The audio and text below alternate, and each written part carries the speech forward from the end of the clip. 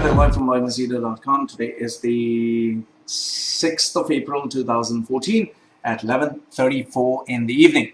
Now, I got this email from Angela, and Angela wanted to ask me many questions. So I'm dedicating this video to Angela separately. So Angela has 16 questions, and let's start with the questions. Now, first one is, Angela says, "Hi, how are you?" There you go. Here are the questions. Number one, why did you become an atheist? Well, first and foremost, before I answer that question, I just want to say that this is my personal choice that I've become an atheist. I was a Roman Catholic, and in no ways do I want to convert or preach or ask you to change your religion. No. If you're born as a Muslim, you be a very good Muslim. If you're born as a Christian, you be a Christian. You're born as a Hindu, you be a Hindu. Okay? So follow your religion. You don't have to follow whatever I do. So this, I'm sharing with you my personal experience. Okay, now I was born as a Christian Catholic, whereby we used to pray, I mean, for literally 4 hours a day, 2 to 4 hours every day. We used to kiss statues, we used to touch holy pictures, we used to read the Bible, we used to go to different people's house to pray, we used to light candles to the statue of Mother Mary and Jesus, we used to go to pilgrimage, we used to go to Pota, we used to do all this, Christian-y stuff. So what I realized at some point, I started seeing loopholes in the Bible as to, for instance, okay, God created the earth in 7 days. Who was there to witness God creating the earth in 7 days? Who actually saw it? And how did they communicate? Then you had a talking snake. So did the snake before talk and now it can't talk? And then there was a statement in the Bible that said, now the snake will crawl its belly on the ground. So before the snake, it had legs and hands. Then the magic apple, how in the world did the magic apple come from? Where did it go? Then how come there was no dinosaurs mentioned in the Bible? Then, so there were a lot of loopholes in the Bible as I started to read. And when I asked people, people had many different explanations. Nobody had a singular explanation. Everyone had a different explanation. So then I started looking into science. I started looking into the history of religions, and I found that the character of Christ was exactly the same as the first God that was ever invented by man, which was Horus. And Horus and Jesus Christ had the very same characteristics. And then accidentally I watched this movie Zeitgeist, and that is where everything changed. I mean, I was pretty shocked and surprised at all the questions that I mentioned there. So I met so many priests, even people with PhDs in the in theology and Bible studies. Nobody could answer my questions. So then eventually I realized there is a loophole there.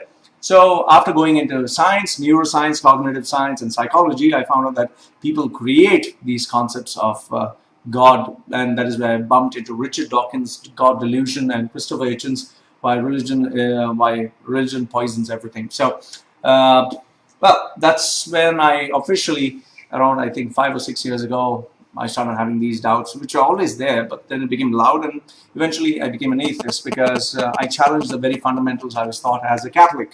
However, I don't recommend you do that. Follow your religion, be a good person, but yes, use religion to do good and not evil. That's what I say. Okay, second, why are you divorced? I'm divorced simply because when you get married, when you're young, you make a lot of wrong choices. And me and the young girl, we made wrong choices. We thought we were very compatible, but love is not what holds marriage together. It is friendship. It is a mature form of thinking. It is compatibility. These are the factors that help a marriage work. And when it was not working, I didn't want to stick and make a marriage work just because society wanted me to live married. So I got divorced. Okay. Second one, you have 2 wives, or married, or second wife and first divorce. Okay, I am divorced twice. So that's as simple as it goes. You failed everywhere. Yes, literally I failed everywhere. It's only because I failed I kept trying something new. So I did fail everywhere, technically speaking. Okay, how did you become famous? I don't know if I'm famous. It's just that a couple of people over there on social media know me. They find something useful. I give them a lot of free advice, a lot of free value-based suggestions. So I guess maybe that is why I'm considered famous. And I do a lot of stupid, crazy things. And my dog is kind of getting crazy here. Okay, why are you leading a single moment of the life? Leading a single moment of the life because I don't know, I'm just too busy. I'm just too busy with my own stuff. You can see the books at the back. You can see my work on the website. So Find me a good girl to get married to. Okay. At what age did you change to an atheist? I changed at the age of 31. I started having my doubts about being an atheist, and then eventually I moved. Okay, from the age of 31. How did you face all the problems in life and came up? It's very simple. I faced the problems in life by taking one day at a time. You take one day at a time, and that's how you face problems in life. Okay. What was your parents' reaction when you failed in everything? What was my parents' reaction? Well, my parents were not the ideal role model parents. My mother was always after money and control. My stepfather knew only how to abuse me. So they used to always compare me to others. They used to make me feel like shit, and that is how they reacted whenever I used to fail. They used to keep comparing me to, oh, this boy is better than you, that guy is better than you. We made a mistake of giving birth to you, looking after you. That's all they would say. And what was their reaction when I became an atheist? They thought I was a gone case. They thought I failed. They thought I was going to go to hell and they would go to heaven, and I was a complete, utter failure. It was no home, no more hope. Okay, next one. Don't you feel like suicide when you tried everything? Yes, I did try suicide because my parents used to abuse me both mentally as well as physically. Not that they're bad people, but they're just a little cuckoo in the head. And yes, I did try to suicide because I thought there was no other solution. Okay. Why is your friend circle mostly teenagers? They are not my friends. It's just that teenagers are adding me up, and I'm ready to help anyone. So my circle of friends, so to speak, I don't know why is my dog holding my hand and humping my hand. Get out of here.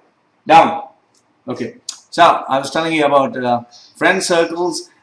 My real friend circle, it's a very private circle. They are only my mentors. Teenagers are not my friends. It's just that they're just there. I speak to them, and that's about it. Nobody's my friend. I don't keep friends. I keep friends away. No, thank you. Don't you have depression when you fail everywhere? Same question you asked me before. Yes, I did have depression. Did you have the feeling during your bad times that the future would be amazing? No. When things were not going good, I didn't think future would be good, but I did have a hope that future would be good. Do you have any siblings? I have a stepbrother. His name is Leslie Francis Pinto. He's a half-brother or stepbrother, whatever you call it.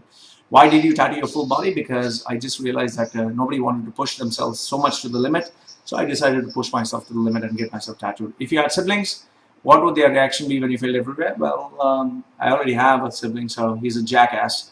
But the ideal sibling would be someone who would help me out. So this is Angela. I hope I've answered your questions. Your question more or less were being repeated all the while. So I hope you're happy with the answers. Thank you very much for sending me the questions. Loy from loymachedo.com saying goodbye.